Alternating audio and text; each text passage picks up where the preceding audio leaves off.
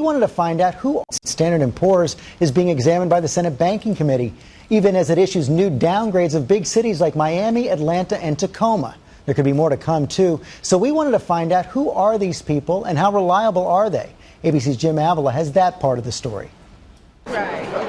In Detroit today, a populist backlash as homeowners still struggling to save their houses from foreclosure in a 3-year-old mortgage crisis many blame on Standard & Poor's speak out. What credibility does Standard & Poor's have as a credit rating agency when they did such a terrible job? On the internet today, ABC News receiving angry emails from the outraged, calling the S&P downgrade ridiculous, unpatriotic, saying the company should be ashamed. Judy from Georgetown, Texas says credit agencies are a scam.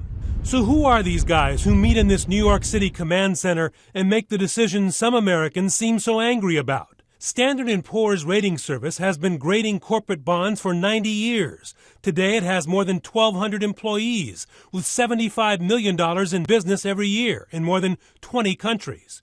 But one of its main critics, Jules Kroll, who started his own smaller rating service, says S&P is not big enough to judge 100 countries because it has only about 100 actual analysts. Doing an analysis of the economy of the United States is something that requires enormous resources that go far beyond the resources of S&P.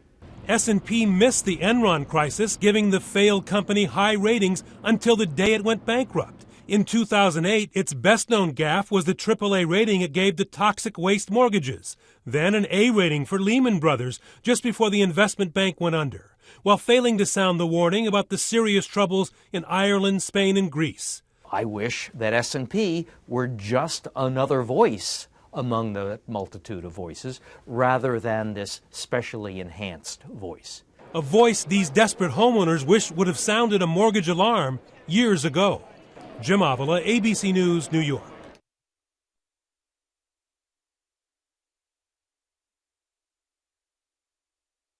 Brutal day for anyone with a 401k.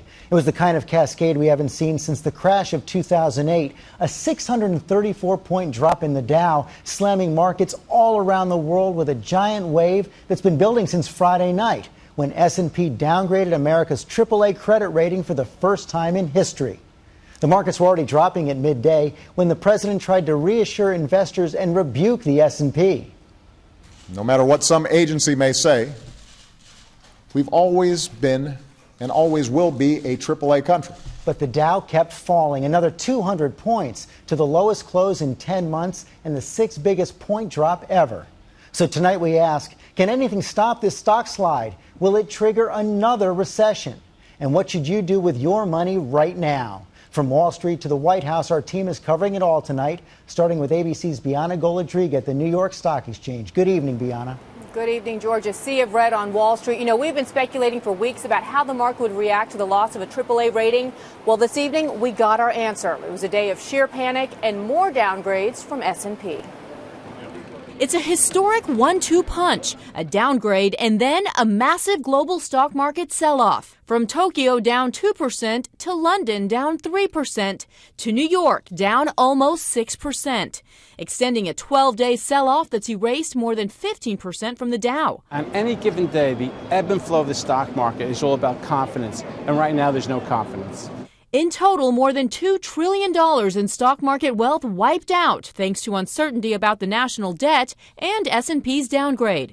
For the average investor, it's an expensive hit to the bottom line, some $16,500 erased from their 401k statements. It's all adding to the economic gloom as the nation feels like it's slipping back toward recession. Businesses and consumers react by pulling back and retrenching at this point, then the odds of recession go up very, very quickly. Beyond the stock market losses, the downgrade will likely hit American families' bottom line in other ways. S&P downgraded mortgage giants Fannie Mae and Freddie Mac today, a move likely to increase the cost of buying a new home by tens of thousands of dollars and damage an already fragile housing market. Beyond mortgages, rates for basic consumer borrowing could go up too, from credit cards to student loans. And as consumers are forced to pay more, the economy will slow, putting jobs at risk. If interest rates, in fact, do go up, 1% rise in interest rates equates to about 1 million job losses here in America. And George, what's possibly even more alarming than the headwinds we are currently facing is the lack of solutions out there to fix them, which is why all eyes will be on the Federal Reserve meeting tomorrow to see if Ben Bernanke can help prevent a second recession. Okay, Bianna, thanks. So let's bring that question now to one of our experts, Diane Swank, the chief economist at Messero Financial. And Diane, I was reading today, economists who've looked at this said that after the kind of financial crisis we've been through in the last couple of years, about half the time a second recession comes. How likely is it this time? Well, certainly the risk just went up with the downgrade of Standard & Poor's of U.S. credit rating. That made added insult to injury to an economy that was already growing at a stall speed. I think the most likely scenario is that we continue to chug along or muddle along in this economy rather than fall into a double-dip recession, but that provides little solace for the millions that are still not only unemployed, but have been unemployed for several years now. Does the government have any tools left to help those unemployed? They certainly have tools on the margin by extending the unemployment insurance and keeping them engaged in the labor market. That's very important for spending in the U.S. And without it, we could have even bigger losses in revenue. So I think, frankly, that Congress should come back early from its recess. We cannot wait until September 7th to figure out the next tranche of deficit reduction. The one thing Wall Street and Main Street needs most is a plan. And, you know, it was such a tough day today, a drop of more than 600 points, the worst drop since the crisis in 2008, but we're still several thousand points above where the market was at its bottom in March 2009.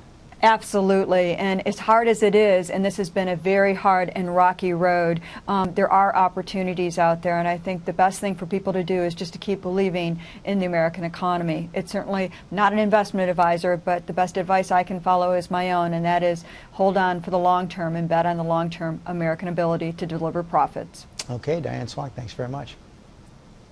Thank you.